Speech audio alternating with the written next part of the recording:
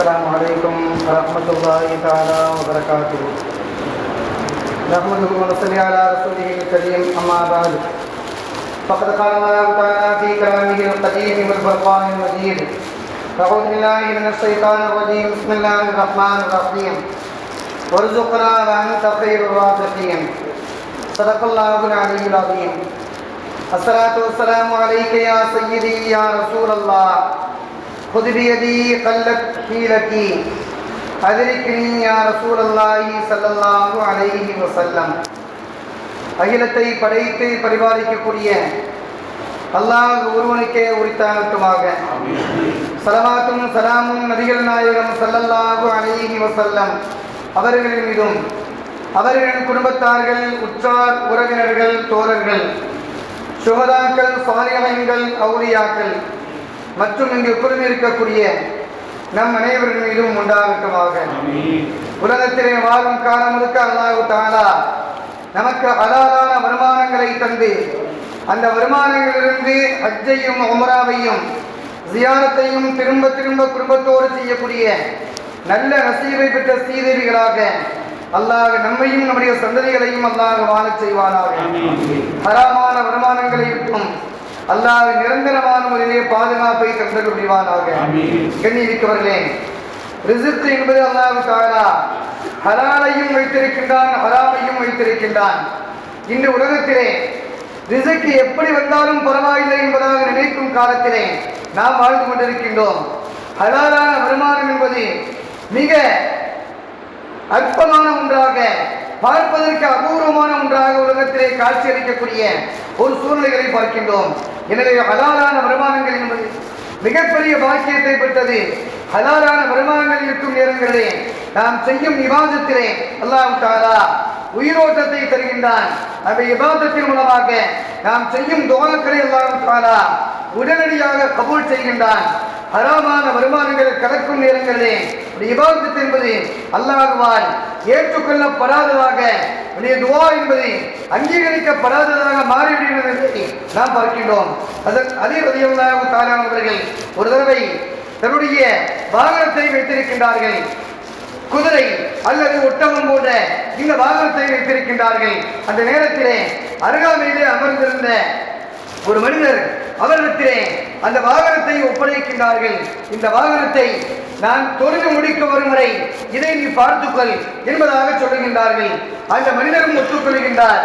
ஆனால் அலி ரலியல்லாஹு அன்ஹு செல்லும் நேரத்திலே நினைத்தார்கள், நாம் தொழுது முடித்து வரும் நேரத்திலே இந்த மனிதருக்கு 2 திருகத்தை தங்க காசை கொடுக்கலாம் என்பதாக நினைத்துதான் அவருடைய கரத்திலே அந்த வாகனத்தை ஒப்படைத்தார்கள். ஆனால் அந்த மனிதரோ தவறான எண்ணத்தோடு இவர் தக்பீரை கட்டி தொழ ஆரம்பித்ததற்கு பின்பாக அந்த வாகனத்தினுடைய கடிவாளத்தை எடுத்து செல்கின்றார். அற்ப காசுக்காக வேண்டி அவரை விட்டு வருகின்றார். அவரை விட்ட தொகை எவ்வளவு என்பதாக விசாரித்து பார்க்கும் நேரத்திலே 2 திருகத்திற்கு 2 தங்க காசிற்கு அந்த மனிதரை விட்டிருக்கின்றார். அலி ரலியல்லாஹு அன்ஹு சொன்னார்களா, அந்த மனிதருக்கு 2 திருகத்தை நான் வழங்கலாம் என்பதாக நினைத்திருந்தேன். ஆனால் அந்த மனிதருக்கு நான் வழங்கியிருந்தால் அது ஹலாலான வருமானமாக அவருக்கு போயிருக்கும். ஆனால் இந்த பொருளை திருடி இதன் மூலமாக அற்பமான 2 நிறுவனங்களை அவர் சம்பாதித்திருக்கின்றார். அந்த சம்பாதித்த அந்த பொருள் ஹராமான பொருளாக அவருக்கு மாறிவிட்டது என்பதாக அலியின் கர்ரமல்லாஹு சொன்ன அந்த செய்திகளை பார்க்கின்றோம். எண்ணிமிக்கவர்களே, ஹஜ்ரத் நூஹ் அலைஹிஸ்ஸலாம் அவர்கள் தாங்கள் இறப்பதற்கு முன்பாக தன்னுடைய மகனாரை அழைத்து ஒரு செய்தியை சொல்கின்றார்கள். சுப்ஹானல்லாஹி வ பிஹம்திஹி என்று சொல்லக்கூடிய இந்த தஸ்பீஹை நீ அதிகமாக செய்து கொண்டே இரு, சொல்லிக் கொண்டே இரு. என்ன காரணம் தெரியுமா? இந்த தஸ்பீஹின் காரணத்தினால்தான் உலகத்திலே படைக்கப்பட்ட எல்லா பொருளுக்கும் அல்லாஹ் தஆலா உணவளிக்கின்றான் என்பது மட்டுமல்ல, அந்த படைக்கப்பட்ட அந்த பொருளுடைய ஸிக்ர் தொழுகை என்பது இந்த தஸ்பீஹை செய்வதன் மூலமாகத்தான் அல்லாஹ் அமைத்து வைத்திருக்கின்றான் என்பதாக சொன்ன அந்த செய்திகளை பார்க்கின்றோம். படைப்பினங்கள் மற்ற படைப்பினத்திற்கு மட்டுமல்ல, நமக்கும் தான் இந்த தஸ்பீஹை சொல்லும் காலமெல்லாம் அல்லாஹ் தஆலா பஞ்சமில்லாத வாழ்க்கையை, கஷ்டமில்லாத வாழ்க்கையை, நிரப்பமான செல்வங்களை பெற்ற வாழ்க்கையை அல்லாஹ் ஏற்படுத்துகின்றான் என்பதை அதற்கு நூஹ் அலைஹிஸ்ஸலாம் அவர்கள் தன்னுடைய மகனாருக்கு சொன்ன அந்த செய்தியை பார்க்கிறோம். சுலைமான் அலைஹிஸ்ஸலாம் அவர்கள் ஒரு தடவை கடலுக்கு அடியில் இருக்கக்கூடிய ஒரு தேரை பார்க்கின்றார்கள். ஒரு புழுவை போன்ற ஒரு பிராணி, அந்த படைப்பு கடலுக்கு அடியிலே ஒரு மலைக்கு மத்தியிலே இடுக்கான பகுதியிலே அந்த புழு அமைந்திருக்கிறது. எங்கிருந்தோ அந்த புழுவிற்கு அல்லாஹ் தஆலா உணவளிக்கின்றான். அந்த புழு அல்லாஹ்வுக்கு தஸ்பீஹ் செய்கின்றது. என்னை படைத்த இறைவன் வெகு தொலைவிலே இந்த பூமியுடைய அடிப்பரப்பிலே அல்லாஹ் என்னை படைத்திருக்கின்றான், என்னை வசிக்க வைத்திருக்கின்றான். ஆனால் என்னை பூமிக்கு அடியிலே மிக ஆழமான பகுதியிலே என்னை படைத்த அந்த ரப்புல் ஆலமீன் ஒரு தடவை கூட எனக்கு உணவளிப்பதற்கு அவன் மறக்கவில்லை. எனவே அந்த அல்லாஹ்விற்கு எல்லா புகழும் என்பதாக அந்த தேரை என்று சொல்லக்கூடிய அந்த சாதாரணமான புழுவை போன்ற அந்த பிராணி தஸ்பீஹ் செய்ததை சுலைமான் அலைஹிஸ்ஸலாம் அவர்கள் சொன்ன அந்த செய்திகளை பார்க்கின்றோம். மனிதரை அல்லாஹ் படைக்கின்றான். மனிதரை படைக்கும் நேரத்திலே முழுமையான ரூஹ் கொடுக்கப்படக்கூடிய அந்த நேரத்திலே அல்லாஹ் தஆலா இந்த மனிதனுக்கு தேவையான 4 விஷயங்களை அல்லாஹ் எழுதி வைத்து வைக்கின்றான். இந்த மனிதனுடைய அமலுடைய விஷயங்களே, இந்த மனிதன் எப்படி இருப்பான், இவன் நல்லவனாக இருப்பானா தீயவனாக இருப்பானா என்பதை அல்லாஹ் தஆலா உயிர் கொடுப்பதற்கு முன்பாகவே அல்லாஹ் எழுதி வைத்திருக்கிறான். இரண்டாவதாக எவ்வளவு காலம் உலகத்திலே வசிப்பான், இவன் வசிக்கும் காலங்கள் எத்தனை ஆண்டுகள் இருக்கும், இவன் எத்தனை தினங்கள் வசிப்பான், எத்தனை நாட்கள் வசிப்பான் என்பதை அல்லாஹ் தஆலா முன்கூட்டியே எழுதிவிடுகின்றான். மனிதனை படைப்பதற்கு முன்பாக அல்லாஹ் தஆலா இந்த செய்திகளை எல்லாம் எழுதி வைத்த அந்த ரப்புல் ஆலமீன் மூன்றாவதாக அல்லாஹ் எழுதுகின்றான். இந்த மனிதன் எந்த நேரத்திலே இறப்பான், எந்த பூமியிலே இறப்பான், எந்த நிலையிலே இறப்பான் என்பதாக அல்லாஹ் தஆலா இந்த மனிதனுடைய இறப்பு சம்பந்தமான செய்திகளை இந்த மனிதனை படைத்து ரூஹ் கொடுப்பதற்கு முன்பாகவே அல்லாஹ் தஆலா மலக்குமாரிடத்திலே சொல்லிவிடுகின்றான். நான்காவதாக இந்த மனிதனுக்கு எவ்வளவு ரிஸ்க் வழங்கப்படும், அந்த ரிஸ்க் ஹலாலான வழியா ஹராமான வழியா என்பதை அல்லாஹ் தஆலா நிர்ணயம் செய்து விடுகின்றான். ஆனால் இந்த மனிதன் அந்த பொருளை சம்பாதிப்பதற்கான அறிவாற்றலை அல்லாஹ் கொடுத்திருக்கின்றான். நாம் சம்பாதிக்கும்படி ஹலாலா ஹராமா என்பதை இந்த மனிதன் பிரித்து பார்க்கக்கூடிய அறிவாற்றலையும் அல்லாஹ் தந்திருக்கின்றான். எனவே சம்பாதிப்பதற்கு முன்பாக, செலவழிப்பதற்கு முன்பாக நமக்கு வந்திருக்கக்கூடிய பொருளாதாரம் ஹலாலான வருமானமா ஹராமான வருமானமா, அது இரண்டிற்கு மத்தியிலே தடைபட்ட அல்லாஹ்வால் முஸ்தபிகாத்து சொல்லக்கூடிய சந்தேகத்திற்கு இடமான பொருளாதாரமா என்பதை மனிதன் சிந்தித்து செயல்பட வேண்டும் என்பதை மார்க்கம் சொல்லித் தரக்கூடிய அந்த செய்திகளை பார்க்கின்றோம். எண்ணிருப்பதே அல்லாஹ் ரிஸ்கை வழங்கி விடுகின்றான். ரிஸ்கை வழங்கியதற்கு பின்பாக அந்த பொருளாதாரம் நம்மிடத்திலே நிரந்தரமாக இருக்க வேண்டுமானால் அதற்கான சில வழிமுறைகளை நபிகள் நாயகம் ஸல்லல்லாஹு அலைஹி வஸல்லம் குர்ஆனும் தெள்ளத் தெளிவாகவே சொல்லி காண்பித்த அந்த செய்திகளை பார்க்கின்றோம். அதிலே முதல் செய்தி, அல்லாஹ் உணவை வழங்குகின்றான், ரிஸ்கை வழங்குகின்றான். ரிஸ்கை வழங்கியதற்கு முன்பாக அல்லாஹ் எதிர்பார்ப்பது நன்றிகள் எதிர்பார்க்கின்றான். இந்த மனிதன் சுக்ரியா செலுத்துகின்றானா என்பதை அல்லாஹ் பார்க்கின்றான். நான் அவனுக்கு நன்றிகளனாக சுக்ரியா செலுத்த ஆரம்பித்து விட்டால் அல்லாஹ் தஆலா அந்த பொருளாதாரத்தை அதிகப்படுத்தி தருகின்றான். அந்த ரிஸ்கிலே அல்லாஹ் தஆலா பரக்கத்தை செய்கின்றான். நாம் சுக்ரியா செய்யாமல் கொடுத்த இறைவனை நாம் மறந்துவிட்டோம் என்றால் அந்த பொருளாதாரங்களே அல்லாஹ் தஆலா நிறைவை தருவதில்லை என்பதாக திருமறையுடைய விளக்கத்தை சொல்லக்கூடிய ஞானவான்கள் சொல்லித் தருகின்றார்கள். இரண்டாவதாக எவ்வளவோ பாவங்களை செய்திருக்கின்றோம். அந்த பாவங்களை செய்தும் கூட அல்லாஹ் தஆலா நமக்கு ரிஸ்கை தருகின்றான் என்றால் அல்லாஹ்வுடைய மன்னிப்பின் காரணத்தினால், அவனுடைய தயால தன்மையின் காரணத்தினால் நமக்கு நிறைவான ரிஸ்கை அல்லாஹ் தந்திருக்கின்றான். எனவே நாம் அல்லாஹ்விடத்திலே தௌபா செய்ய வேண்டும் என்பதை திருமறையின் மூலமாக அல்லாஹ் சொல்லித் தருகின்றான். ஒரு மனிதன் தௌபாவை செய்யும் காலமெல்லாம் அல்லாஹ் தஆலா அந்த மனிதனுக்கு உடல் வலிமையை அல்லாஹ் தருகின்றான், பொருளாதாரங்களை பொருளாதாரங்களிலே அல்லாஹ் தஆலா வளர்ச்சியை தருகின்றான். குடும்பங்களிலே சாலிஹான குழந்தை பாக்கியங்களை அல்லாஹ் தருகின்றான். பொருளாதாரத்திலே நிறைய பெருக்கத்தை விஸ்தீர்ணத்தை அல்லாஹ் தருகின்றான் என்பதாக திருமலை சொல்லக்கூடிய அந்த செய்தியை பார்க்கின்றோம். அடுத்ததாக துஆ செய்வது, ரிஸ்கை அல்லாஹ் தந்து விட்டான். தந்த அந்த ரிஸ்கிலே யா அல்லாஹ் நீ பரக்கத்தை தா என்பதாக கேட்க வேண்டும் என்பதாக பெருமானார் ஸல்லல்லாஹு அலைஹி அவர்கள் சொல்லித் தருகின்றார்கள். பொருளாதாரம் கிடைப்பது, ரிஸ்க் கிடைப்பது என்பது பெரிதல்ல. அந்த ரிஸ்கிலே அல்லாஹ் பரக்கத்தை வைக்க வேண்டும். பரக்கத் இல்லை என்றால் நாம் எவ்வளவு சம்பாதித்தாலும் சரி அந்த ரிஸ்கிலே எந்த ஒரு விரோதமும் இல்லாத நிலையிலே அல்லாஹ் தள்ளிவிடுகின்றான். எனவேதான் அதன் ஈசா அலைஹிஸ்ஸலாம் அவர்கள் அல்லாஹ்விடத்திலே கேட்டார்கள், வர்சுக்னா ஃபைன்னக கைருர் ராஸிகீன். யா அல்லாஹ் எங்களுக்கு வானத்திலிருந்து இறங்கக்கூடிய அந்த உணவை தா, மண்ணு சொல்லுவாங்க என்று சொல்லக்கூடிய அந்த உணவை தா. ஆனால் அதை வழங்கக்கூடிய மனிதர்களே சிறந்தவனாக நீயே இருக்கின்றாய் என்பதாக அல்லாஹ்விடத்திலே கேட்ட அந்த செய்திகளை பார்க்கின்றோம். எனவே அல்லாஹ்விடத்திலே ரிஸ்கை பெறுவதற்கு முன்பாக, பெற்றதற்கு பின்பாக அந்த ரிஸ்கை பரக்கத் ஏற்பட வேண்டும்.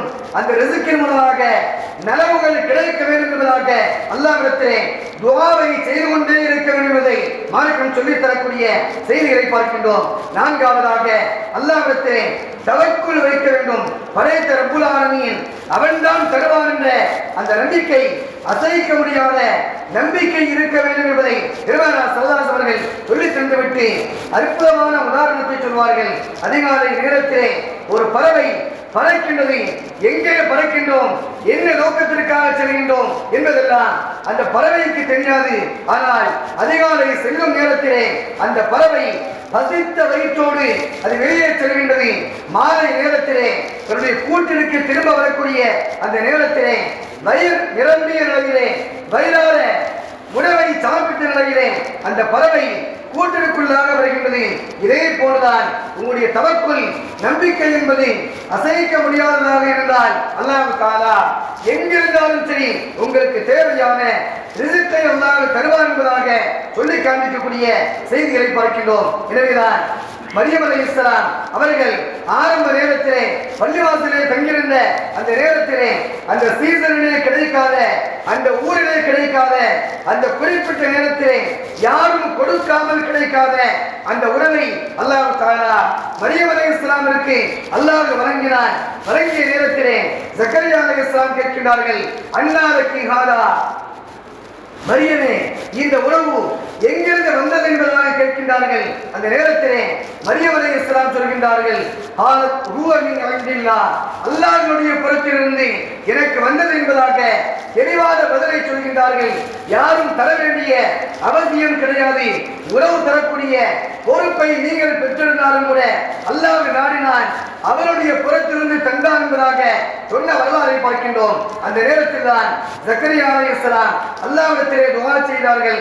ஹுனாலிக தஆ ஜக்கரியா ரப்பா, அந்த வலியுடைய இறைநேச செல்வர்களாகிய அந்த மரியம் அலைஹிஸ்ஸலாமுடைய தர்பாரில் நின்று கொண்டு ஜக்கரியா அலைஹிஸ்ஸலாம் அவர்கள் துஆ கேட்டார்கள். யா அல்லாஹ், நீண்ட காலமாக குழந்தைக்காக இயங்குகின்றேன், துஆ கேட்கின்றேன், எனக்கு சாரியமான குழந்தை பாக்கியத்தை தா என்பதாக கிடைக்காத சீசனிலே, பொருட்கள் கிடைக்காத அந்த ஊரிலிருந்து இந்த பொருட்களை வழங்குகின்றார் என்றால் அப்படிப்பட்ட உனக்கு பருவம் தவறிய வயோதிக நிலையில் இருக்கக்கூடிய எனக்கு உன்னால் குழந்தையை தர முடியும் என்பதாக மரியம் அலைஹிஸ்ஸலாமுடைய அந்த இடத்திலிருந்து, இறைநேச செல்வருடைய இடத்திலிருந்து துஆ கேட்ட வரலாறை அல்லாஹ் தஆலா திருமறையிலே சொல்லித் தருகின்றான். எனவே அல்லாஹ்விடத்திலே தவக்குல் முழுமையாக இருக்கும் நேரங்களிலே அல்லாஹ் நிறைவான ரிஸ்கை தருகின்றான் என்பதை நாம் பார்க்கிறோம். எனவேதான் ஹஜ்ரத் இப்ராஹிம் அலைஹிஸ்ஸலாம் அவர்கள் அல்லாஹ்விடத்திலே துஆ செய்தார்கள், வர்சுக் அஹ்லன் மினஸ் ஸமராத்தி, மக்கா வாசிகளுக்கு யா அல்லாஹ் நீ உணவை தா என்பதாக கேட்டார்கள். அப்படி மட்டும் கேட்கவில்லை, தொடர்ச்சியாக சொன்னார்கள், யா அல்லாஹ் இந்த மக்கா வாசிகளுக்கு யாரெல்லாம் ஈமான் கொண்டார்களோ அவருக்கு ரிஸ்கை தா என்பதாக இப்ராஹிம் அலைஹிஸ்ஸலாம் அவர்கள் கேட்ட அந்த துஆவை அல்லாஹ் திருமறையிலே சொல்கின்றான். ஆனால் அல்லாஹ் தஆலா யார் மூமின் யார் காபிர், அல்லாஹ்வை யார் மறுக்கின்றார் என்பதை எல்லாம் பார்ப்பது கிடையாது. உலகத்திலே எல்லோருக்கும் ரிஸ்கை வழங்குவது அல்லாஹ் தான்.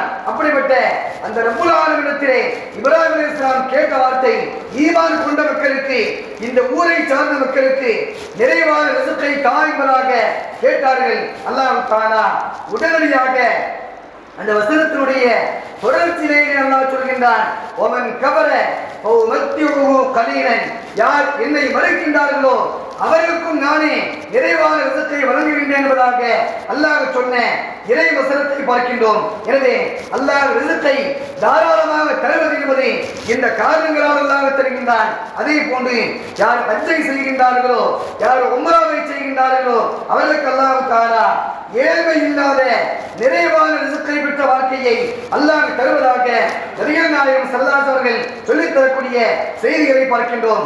அதே போன்று சொல்வார்கள், யார் உலகத்திலே உறவுகளை பேணி வாழ்கின்றார்களோ, சொந்த பந்தங்களோடு இணைந்து வாழ்கின்றார்களோ அந்த மக்களுக்கு அல்லாஹ் தஆலா நிறைவான ரிஸ்கை தருகின்றான் என்பது மட்டுமல்ல, அந்த ரிஸ்கை அல்லாஹ் நிரந்தரமாக தக்க வைக்கின்றான் என்பதாக பெருமானார் ஸல்லல்லாஹு அலைஹி அவர்கள் சொன்ன செய்திகளை பார்க்கின்றோம். வழிமாறுகிறே, இறைநேச செல்வர்களே, ஹஜ்ரத் இப்ராஹிம் இப்னு அதுகம் ரலியல்லாஹு தஆலா அவர்கள் மிகப்பெரிய ராஜாவாக மன்னராக வாழ்ந்த காலம் ஒரு காலம் இருந்தது. அவர்கள் ஒரு தடவை ஒரு வீதி வழியாக உலா செல்வதற்காக, மக்களை கண்காணிப்பதற்காக வெளியிலே செல்கின்றார்கள். சென்ற இப்ராஹிம் அதுகம் அவர்கள் கையிலே பசித்த நேரத்திலே ரொட்டியை வைத்துக் கொண்டிருக்கின்றார்கள். சாப்பிடலாம் என்பதாக நினைத்த அந்த நேரத்திலே எங்கிருந்தோ வந்த ஒரு காகம் அந்த ரொட்டியை அப்படியே எடுத்து சென்று விட்டது. இப்ராஹிம் அவர்கள் மிக கோபத்தோடு, நாம் உணவிற்காக பசியோடு அமர்ந்திருக்கக்கூடிய இந்த நேரத்திலே இந்த ரொட்டியை இந்த காகம் எடுத்து சென்று விட்டது என்பதாக நினைத்தவர்கள் வருத்தப்படுகின்றார்கள். காகம் எங்கே செல்கின்றது பார்க்கலாம் என்பதாக அதற்கு பின்னாலேயே செல்கின்றார்கள். மலையினுடைய உச்ச பகுதிக்கு அந்த காகம் செல்கின்றது. அந்த மலையினுடைய உச்ச பகுதியிலே ஒரு மனிதனை கட்டி போடப்பட்டிருக்கின்றது. அந்த மனிதனிடத்திலே கையிலே இந்த காகம் அந்த ரொட்டியை கொண்டு சென்று கொடுக்கின்றது. அந்த மனிதன் சாப்பிடுகின்றான். இப்ராஹிம் அந்த மனிதனை பார்த்து கேட்கின்றார்கள், மனிதா, நீ யார், என்ன காரணத்திற்காக இங்கே கட்டப்பட்டிருக்கின்றாய் என்பதாக கேட்கும் நேரத்திலே, வழிப்பறி கொள்கைகளால் நான் கட்டப்பட்டு இந்த இடத்திலே பல தினங்களாக இருக்கின்றேன். அல்லாஹ் தஆலா இந்த உயரமான இந்த இடத்திலே யாரும் வர முடியாத இந்த இடத்திலே இந்த காகத்தின் மூலமாகத்தான் அல்லாஹ் தஆலா எனக்கு சில தினங்களாக உணவை தந்து கொண்டிருக்கின்றான் என்பதாக சொல்லும் நேரத்திலே இப்ராஹிம் அவர்கள் அந்த நேரத்தில் தான் தன்னுடைய அரசாட்சியை துறந்து விடுகின்றார்கள். ரிஸ்கை தருவது அல்லாஹ் தான், அவரை தவிர யாராலும் முடியாது என்பதாக அசைக்க முடியாத நம்பிக்கையோடு அவர்கள் அந்த இடத்திலிருந்து தன்னுடைய அரசாட்சியையும் தூக்கி இருந்து அவர்கள் மிகப்பெரிய துறவரத்தில் இருந்தார்கள். இறைநேசத்தினுடைய பாதையை அடைந்தார்கள் என்ற வரலாறை பார்க்கின்றோம். அவருடைய சமூகத்திலே ஒரு மாணவர் இருக்கின்றார், ஹுதைபா என்று சொல்லக்கூடிய அந்த மாணவர்.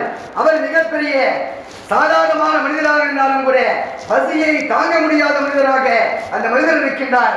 ஆனால் இப்ராஹிம் அவர்கள் மிகப்பெரிய அரசர், கோடீஸ்வர வாழ்க்கை வாழ்ந்தவர்கள், பசியை தாங்கக்கூடிய பக்குவத்தை பெற்றிருந்தார்கள். ஒரு நேரத்திலே ஹுதைபா ரலியல்லாஹு அன்ஹு அவருடைய சமூகத்திலே அமர்ந்திருக்கின்றார்கள். இப்ராஹிம் அவர்கள் கேட்கின்றார்கள், தோழரே, பசியோடு வாட்டத்தோடு தென்படுகின்றீர்களே என்பதாக கேட்க, ஆம், மிக அளவுக்கு அதிகமான பசி என்பதாக அந்த மனிதர் சொல்கின்றார்.